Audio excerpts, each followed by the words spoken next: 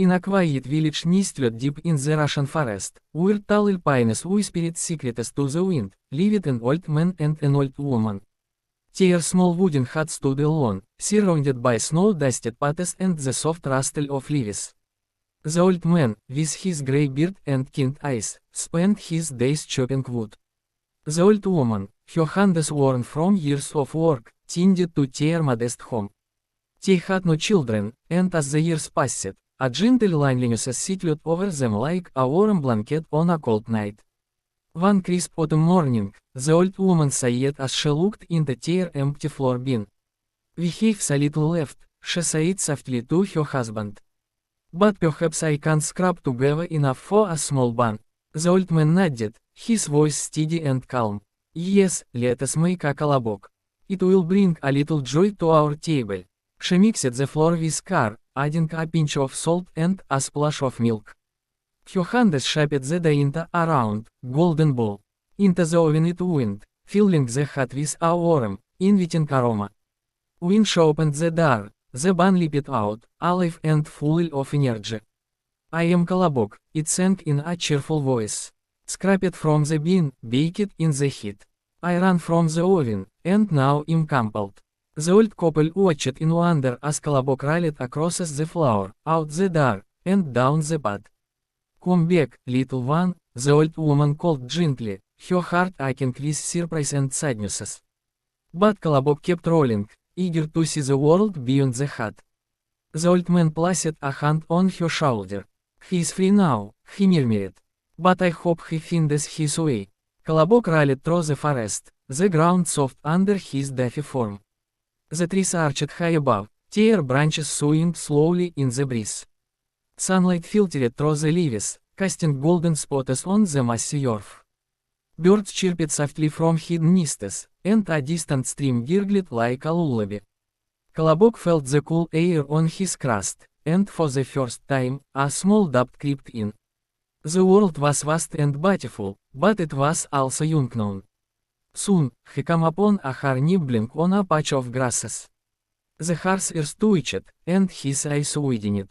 "Ah, Kolobok, you look tasty," the hare said, hopping closer. "I think I'll eat you up." Kolobok paused, his voice steady and clear. "I am Kolobok, Kolobok, scraped from the bin, swept from the floor. I ran from Grandpa, I ran from Grandma, and I'll run from you, Tatas Foser." With a gentle roll, he sped away, leaving the hare blinking in surprise. The forest seemed a little less welcoming now, but Kolobok pressed on, his song echoing through the trees. Deeper in the woods, where the shadows grew longer, Kolobok met a wolf prowling among the ferns. The wolf's fur was thick and grey, his eyes sharp with hunger. "Little Kolobok," the wolf growled softly, "you smell delicious. Come here, and I'll make a meal of you." Kolobok felt a chill, but he gathered his courage. "I am Kolobok, Kolobok, made from the Dasafin. I escaped the hare, and Grandpa Toa, I'll escape you in no time." He rolled swiftly past, the wolf's paws sweeping at empty air. As he went, Kolobok wondered about the home he had left. The old couple's faces lingered in his thoughts, warm and familiar. The path wound upward, past ancient oaks that stood like silent guardians. Thor, a great bear, lumbered out from behind a boulder, his massive form casting a long shadow. "Kolobok," the bear rumbled, his voice deep like thunder rolling far away, "you are just the snack I need. Stay still, and it'll be quick." Kolobok's heart beat faster, but he sang once more. "I am Kolobok, Kolobok, round and golden bright. I fled the wolf, the hare before, I'll flee from your might." With a clever spin, he dodged the bear's clumsy reach and continued on. The encounters left him weary, the forest's beauty now tinged with a quiet fear. He missed the safety of the hut, the gentle hands that had shaped him. As the sun began to dip low, painting the sky in soft oranges and pinks, Kolobok reached a clearing bathed in twilight glow. There sat a fox, her red fur shimmering like autumn leaves, her eyes clear and keen. She tilted her head, smiling warmly. "Dear Kolobok," she said in a voice as smooth as honey, "you've traveled far. But I am old and my ears are weak. Come closer, sit on my snout, and sing your song for em. I promise no harm. Kolobok hesitated, sensing something different in her tone, not hunger, but a loneliness that mirrored his own. He rallied nearer, perching carefully. I am Kolobok, Kolobok, he began, his voice trailing off as he looked into her eyes. The fox listened, then spoke gently. You've run from money, little one, but running isn't always the answer. Home is where hearts wait for you.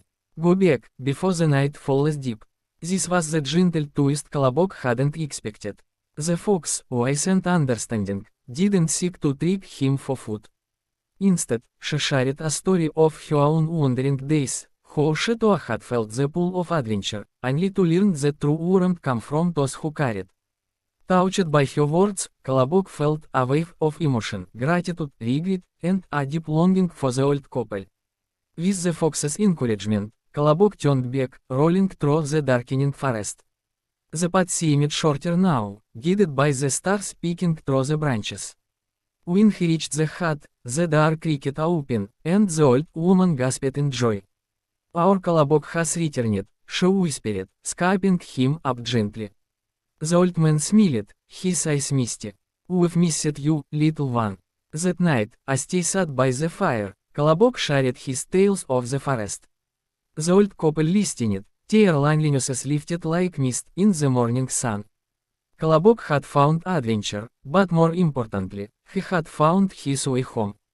In the quiet hut, surrounded by love, he knew this was where he belonged, safe, cherished, and whole.